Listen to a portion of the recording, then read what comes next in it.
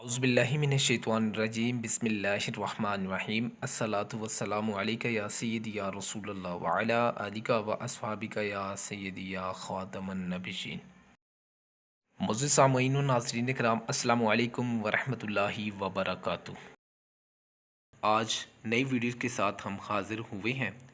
رمضان المبارک میں سحری اور افطاری کے لیے مفید غذا اور مختلف آئیڈیاز ٹپس آپ تک شیئر کریں گے، لیکن اس سے قبل ہمارے یوٹیوب چینل کو سبسکرائب کر لیں، ساتھ لگے ہوئے بیل آئیکن کو پریس کر لیں تاکہ آنے والی ویڈیوز کا نوٹیفیکیشن سب سے پہلے آپ کو مل سکے اور ویڈیوز کو آپ سب سے پہلے واچ کر سکیں۔ نمبر 1، 1 کپ دودھ میں 1 کپ پانی ملا کر پینے سے پورے دن توانائی حاصل ہوگی اور پیاس نہیں لگے گی۔ نمبر 2، دہی کی لسی پینے سے کمزوری، پیاس اور بد ہضمی سے بچا جا سکتا ہے۔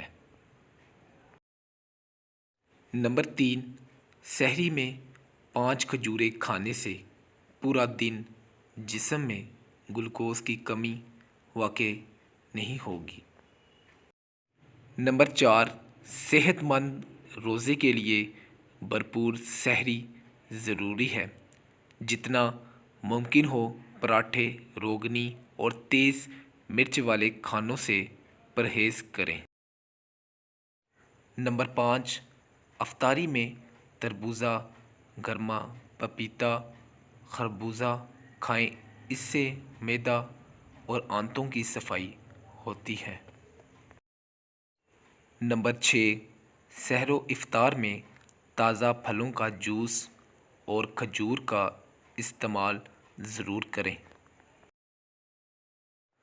نمبر 7، بے آرامی اور نیند پوری نہ ہونا روزے میں سر درد کا سبب بنتا ہے، اسی لیے تراویح کے فوراً بعد سونے کی کوشش کریں۔